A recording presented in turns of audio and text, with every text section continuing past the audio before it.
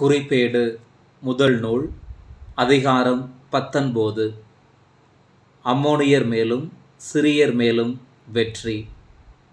இவற்றின் பின் அம்மோனியரின் மன்னன் நாகாசு இறந்தான். அவனுக்கு பின் அவனுடைய மகன் அரசனானான். அப்பொழுது தாவீது, ஆனூனின் தந்தையாகிய நாகாசு எனக்கு அன்பு காட்டியது போல் நானும் அவன் மகனுக்கு அன்பு காட்டுவேன் என்று கூறி, அவர் தமது ஆழ்ந்த வருத்தத்தை தெரிவிக்கும்படி தூதர்களை அனுப்பினார். அவர்கள் ஆனூனுக்கு ஆறுதல் சொல்ல அம்மோனியரின் நாட்டை அடைந்தார்கள். அப்போது அம்மோனியரின் தலைவர்கள் ஆனூனை நோக்கி, தாவீது ஆறுதல் கூறுபவர்களை உம்மிடம் அனுப்பியுள்ளது. உம் தந்தையை சிறப்பிப்பதற்கென்று நினைக்கிறாயா? உமது நாட்டை துருவி ஆராயவும் அதை நிலைகுலைய செய்யவும் உளவு பார்க்கவுமே அவனுடைய அலுவலர் வந்துள்ளனர் அன்றோ என்று கூறினார்கள். எனவே ஆனூன் தாவீதின் அலுவலரை கைது செய்து அவர்களுடைய தாடியை சிரைத்து ஆடைகளை இடுப்பிலிருந்து கத்தரித்து விட்டு அவர்களை அனுப்பி வைத்தான். அவர்களுக்கு செய்யப்பட்டதை சிலர் வந்து தாவீதுக்கு தெரிவித்தனர். அவர்கள் மிகவும் கேவலப்பட்டிருந்ததால் தாவீது அவர்களுக்கு ஆள் அனுப்பி, எரிகோவில் தங்கியிருந்து உங்கள் தாடி வளர்ந்த பின் திரும்பி வாருங்கள் என்று கூற சொன்னார். தாங்கள் தாவீதின் பகைமையை தேடிக்கொண்டதை அம்மோனியர் உணர்ந்தனர். உடனே ஆனூனும் அம்மோனியரும் மெசபத்தோமியாவிலிருந்தும் மாக்கா, சோபா என்ற சிறிய நாட்டு பகுதிகளிலிருந்தும் தங்களுக்கு தேர் படையையும் குதிரை படையையும் கூலிக்கு அமர்த்துமாறு 1000 தாலந்து வெள்ளியை அனுப்பி வைத்தனர். அவ்வாறே கூலிக்கு அமர்த்தப்பட்ட 32,000 தேர்களும் மாக்கா மன்னனின் படைகளும் வந்து மேதபாவுக்கு முன்பாக பாளையம் இறங்கின. அம்மோனியரும் அவர்களுடைய எல்லா நகர்களிலிருந்தும் திரண்டு வந்து போருக்கு தயாராயினர்.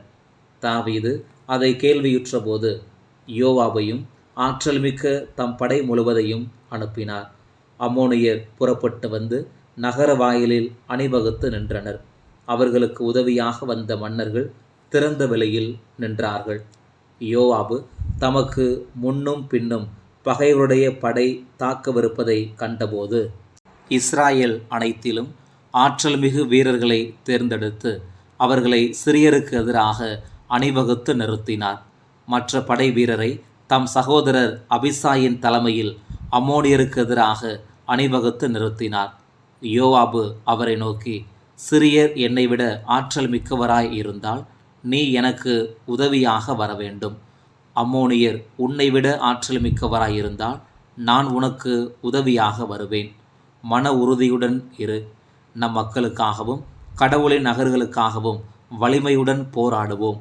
ஆண்டவர் நமக்கு நலமாய் தோன்றுவதை செய்வாராக என்றார். பின்பு யோவாபும் அவரோடு இருந்த மக்களும் சிரியரோடு போரிட நெருங்கினார்கள். அவர்களோ அவருக்கு முன்பாக புறமுதுகிட்டு ஓடினார்கள். சிரியர் புறமுதுகிட்டு ஓடுவதை அம்மோனியர் கண்டபோது அவர்களும் யோவாபின் சகோதரரான அபிசாய்க்கு முன்பாக சிதறியோடி நகருக்குள் புகுந்தார்கள். யோவாபும் எருசலேமுக்கு திரும்பி வந்தார். தாங்கள் இஸ்ரேலருக்கு முன்பாக முறியடிக்கப்பட்டதை கண்ட சிரியர் தூதர்களை அனுப்பி பேராற்றுக்கு அப்பால் இருந்த சிரியரையும் வரவழைத்தனர். அததேசரின் படைத்தலைவன் சோபாக்கு அவர்களை முன்னின்று நடத்தினான். அதை கேள்வியுற்ற தாவீது இஸ்ரேலர் அனைவரையும் ஒன்று திரட்டி யோர்தானை கடந்து சென்று சிரியருக்கு எதிராக அவர்களை அணிவகுத்து நிறுத்தினார். அவ்வாறு தாவீது போருக்கு அணிவகுத்து நிற்கையில் சிரிய படைகள் அவரோடு மோதின. சிரியர் இஸ்ரேலருக்கு முன்பாக புறமுதுகிட்டு ஓடினர். சிரியருடைய படையின் 7,000 தேர்ப்படை வீரரையும் 40,000 காலால் படையினரையும் வெட்டி வீழ்த்தினார். படைத்தலைவனான சோபாக்கையும் அவர் கொன்றார். அததேசரின் அலுவலர் தாம் இஸ்ரேலரால் முறியடிக்கப்பட்டதை கண்டு தாவீதோடு சமாதானம் செய்து கொண்டு அவருக்கு அடிபணிந்தனர். அதன்பின் அம்மோனியருக்கு உதவி செய்ய சிரியர் என்றுமே விரும்பவில்லை.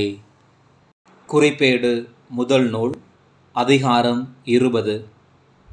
ரபாவின் மேல் வெற்றி. ஓராண்டு கழிந்த பின் அரசர்கள் போருக்கு புறப்படும் காலம் வந்தபோது யோவாபு ஆற்றல் மிக்க படையோடு சென்று அம்மோனியரின் நாட்டை அழித்தார். பின்பு ரபாவுக்கு சென்று அதை முற்றுகையிட்டார். தாவீதோ எருசலேமில் தங்கிவிட்டார். யோவாபு ரபாவை தாக்கி அதை வீழ்த்தினார். அவர்களுடைய மன்னனின் தலையிலிருந்த மகுடத்தை தாவீது எடுத்து கொண்டார். அது 1 தாலந்து பொன் எடையுடையது. அதில் ஓர் இரத்தினம் இருந்தது. அதை தாவீது தம் மகுடத்தில் பதித்து கொண்டார். மேலும் நகரினின்று ஏராளமான கொள்ளை பொருள்களையும் கொண்டு வந்தார். தாவீது அங்கு குடியிருந்த மக்களை சிறைப்படுத்தி ரம்பம், கடப்பாரை, கோடாரி ஆகியவற்றால் அவர்களை வேலை செய்ய வைத்தார். தாவீது அம்மோனியரின் எல்லா நகர் மக்களுக்கும் இவ்வாறே செய்தார். பின்னர் தம் மக்கள் அனைவருடனும் அவர் எருசலேமுக்கு திரும்பினார். பெலிஸ்தியர் மேல் படையெடுப்பு. அதன் பின்னர் கெசேரில் பெலிஸ்தியரோடு போர் நடந்தபோது அரக்கர் இனத்தனான சிபாயி என்பவனை ஊசாத்தியனான சிபக்காய் கொன்றான். அதனால் பெலிஸ்தியரும் அடிபணிந்தனர். மேலும் ஒரு போர் பெலிஸ்தியரோடு நடந்தது. யாயிரின் மகன் எல்கானான் கித்தியனான கோலியாத்தின் சகோதரன் லகுமியை கொன்றான்.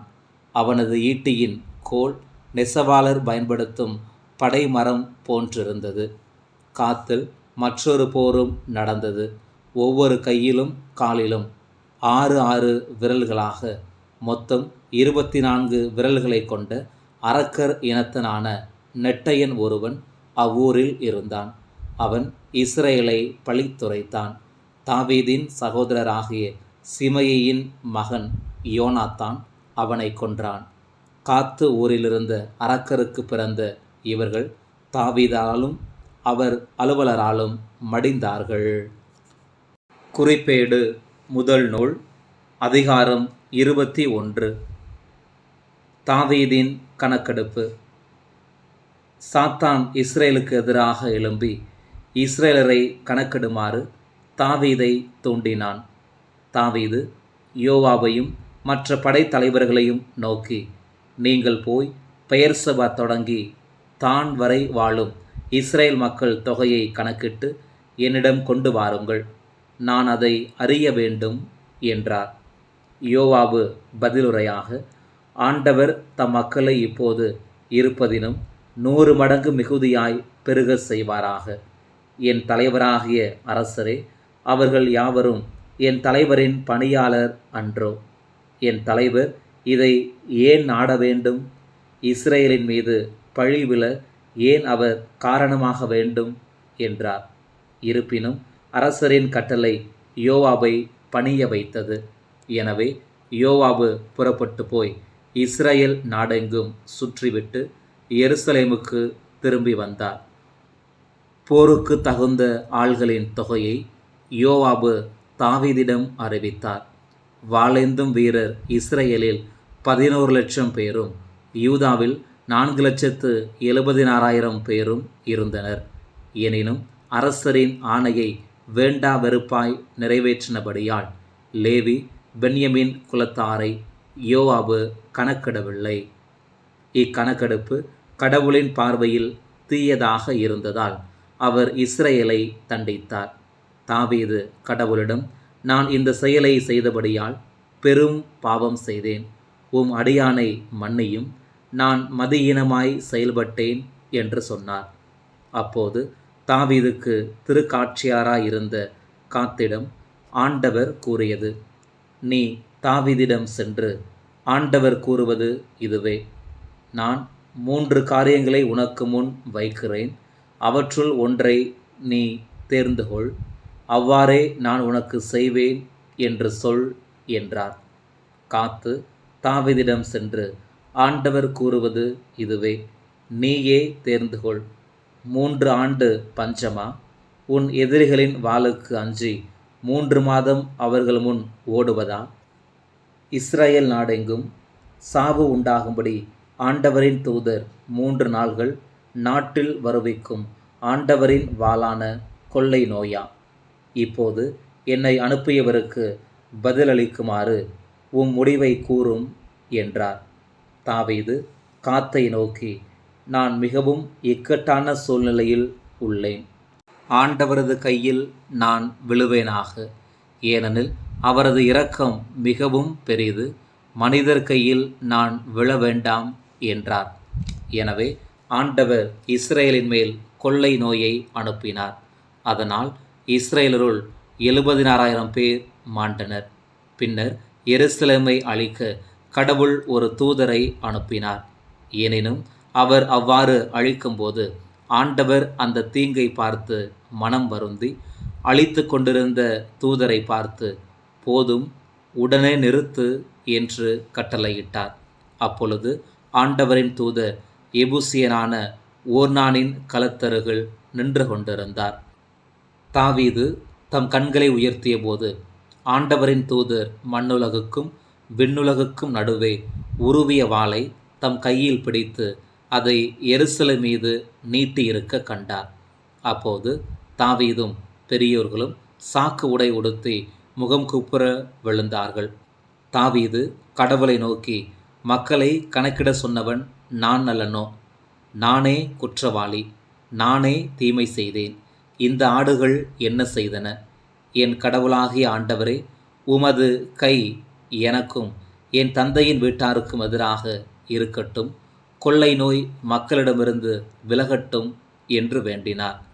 ஆண்டவரின் தூதர் காத்தை நோக்கி எபூசியனான ஓர்னானின் களத்திற்கு சென்று, ஆண்டவருக்கு ஒரு பலிபீடம் எழுப்புமாறு தாவீதிடம் சொல் என்றார். ஆண்டவர் பெயரால் காத்து கூறிய வாக்கின்படி தாவீதும் சென்றார். அந்நேரத்தில் ஒர்னான் கோதுமையை போரடித்து கொண்டிருந்தார். அவர் திரும்பிய போது தூதரை கண்டார்.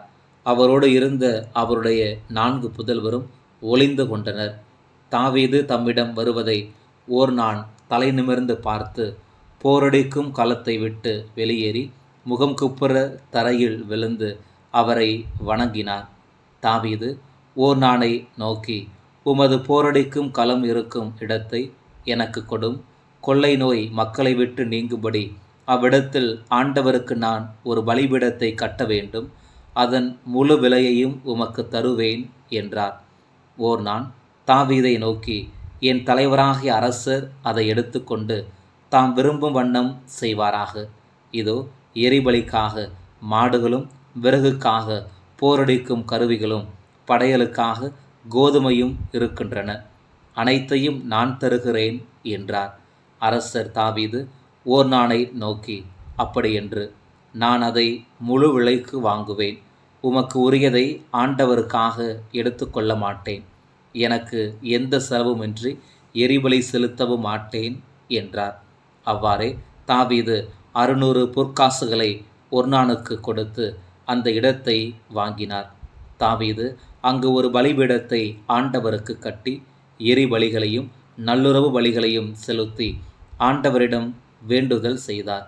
பலிபீடத்தின் மேல் வானினின்று இறங்கிய நெருப்பின் மூலம் ஆண்டவர் பதிலளித்தார். தூதர் தம்முடைய வாளை மறுபடியும் அதன் உரையில் போடுமாறு ஆண்டவர் அவருக்கு கட்டளையிட்டார். அப்பொழுது எபூசியரான ஒர்னானின் களத்தில் ஆண்டவர் தமக்கு பதிலளித்ததைக் கண்டு தாவீது அங்கேயே பலி செலுத்தினார். மோசே பாலை நிலத்தில் எழுப்பிய ஆண்டவரின் திருக்கூடாரமும் எரிபலி பீடமும் அந்நாள்களில் கிபையோனின் தொழுகை மேட்டில் இருந்தன. ஆயினும் கடவுள் அருளும் வாக்கை பெற அவர் அங்கு செல்ல இயலவில்லை. ஏனெனில் அவர் ஆண்டவரின் தூதரது வாளுக்கு அஞ்சியிருந்தார். குறிப்பேடு முதல் நூல் அதிகாரம் 22. அப்பொழுது தாவீது, கடவுளாகிய ஆண்டவரின் கோவில் இங்கே இருக்கும். இஸ்ரேலர் பலியிடும் எரிபலி பீடமும் இங்கேயே இருக்கும் என்றார். கோவில் கட்டுவதற்கான ஏற்பாடுகள். தாவீது இஸ்ரேல் நாட்டில் வாழ்ந்து வந்த அந்நியரை கூடி வர செய்தார். கடவுளின் கோவிலை கட்டுவதற்கான செதுக்கப்பட்ட கற்களை தயார் செய்வதற்கென்று கல் தச்சரை அவர் நியமித்தார். வாயில்களின் கதவுகளுக்கு தேவையான ஆணிகளுக்கும் கீழ்களுக்குமாக ஏராளமான இரும்பையும் அளவிட இயலா வெண்கலத்தையும் தயார் செய்தார். மேலும் அவர் எண்ணிலடங்கா கேதுரு மரங்களையும் தயார் செய்தார். ஏனெனில் சீதோனியரும் தீரியரும் ஏராளமான கேதுரு மரங்களை தாவீதுக்கு கொண்டு வந்தனர். தாவீது, என் மகன் சாலமோன் அனுபவமற்ற இளைஞன். ஆண்டவருக்கு கட்டப்பட வேண்டிய கோவிலோ பெரியதாகவும் உலகெங்கிலும் பெரும் புகழும் மாட்சியும் பெற்றதாயும் இருக்க வேண்டும். எனவே அதற்கு வேண்டியவற்றை நானே தயாரித்து வைப்பேன் என்று கூறி தம்முடைய சாவுக்கு முன் ஏராளமான பொருள்களை சேகரித்து வைத்தார். மேலும் அவர் தம் மகன் சாலமோனை அழைத்து இஸ்ரேலின் கடவுளாகிய ஆண்டவருக்கு ஓர் இல்லத்தை கட்டுமாறு அவருக்கு பணித்தார். தாவீது தம் மகன் சாலமோனை நோக்கி, என் மகனே, கடவுளாகிய ஆண்டவரின் பெயருக்கு ஒரு கோவிலை கட்ட என் மனதில் நினைத்திருந்தேன். மாறாக ஆண்டவர் என்னோடு பேசி, நீ மிகுதியான இரத்தத்தை சிந்தினாய், பெரும் போர்களை நடத்தினாய். எனக்கு முன்பாக தரையில் நீ மிகுதியான இரத்தத்தை சிந்தியதால் என் பெயருக்கு நீ கோவில் கட்ட வேண்டாம். இதோ உனக்கு ஒரு மகன் பிறப்பான். அவன் அமைதியின் மனிதனாய் இருப்பான். சுற்றிலும் உள்ள அவனுடைய பகைவர்களிடமிருந்து அவனுக்கு அமைதியை அருள்வேன். எனவே அவனுடைய பெயர் சாலமோன் எனப்படும். அவனுடைய வாழ்நாள்களில் இஸ்ரேலுக்கு நிறைவாழ்வும் அமைதியும் அருள்வேன். அவன் என் பெயருக்கு கோவில் கட்டுவான். அவன் எனக்கு மகனாயிருப்பான். நான் அவனுக்கு தந்தையாயிருப்பேன். இஸ்ரேலில் அவனது அரச அரியணையை என்றென்றும் நிலைநாட்டுவேன் என்றார். இப்போதும் என் மகனே, ஆண்டவர் உன்னோடு இருப்பாராக. அவர் உன்னை குறித்து கூறியபடியே உன் கடவுளாகிய ஆண்டவரின் இல்லத்தை நீ கட்டி முடிப்பதில் வெற்றி பெறுவாயாக. உன் கடவுளாகிய ஆண்டவரின் திரு சட்டத்தை நீ கடைபிடித்து இஸ்ரேலை ஆள்வதற்கு வேண்டிய அறிவையும் விவேகத்தையும் உனக்கு ஆண்டவர் தந்தருள்வாராக. ஆண்டவர் மோசேயின் மூலம் இஸ்ரேலுக்கு கட்டளையிட்ட நியமங்களையும் நீதி நெறிகளையும் கடைபிடித்து அதன்படி செய்தால் நீ வளம் பெறுவாய். திடம் கொள், உறுதியாயிரு, அஞ்சாதே, கலங்காதே. இதோ எளியோனாகிய நான் ஆண்டவரின் இல்லத்திற்காக 4000 டன் பொன்னும் 40,000 டன் வெள்ளியும் எடை மதிப்பிட இயலா வெண்கலமும் இரும்பும் ஏராளமாய் சேகரித்துள்ளேன். மரங்களும் கற்களும் தயார் செய்து வைத்துள்ளேன். நீ இன்னும் மிகுதியாய் சேகரிப்பாய். வேலை செய்ய திரளான ஆள்களும் கல் தச்சர், கொத்தனார், தச்சர் ஆகியோரும் பொன், வெள்ளி, வெண்கலம், இரும்பு ஆகியவற்றை கொண்டு எல்லாவித வேலைப்பாடுகளையும் செய்யக்கூடிய எண்ணற்ற கைவினைஞர்களும் இருக்கின்றனர். எழு, செயல்படு, ஆண்டவர் உன்னோடு இருப்பாராக என்றார்.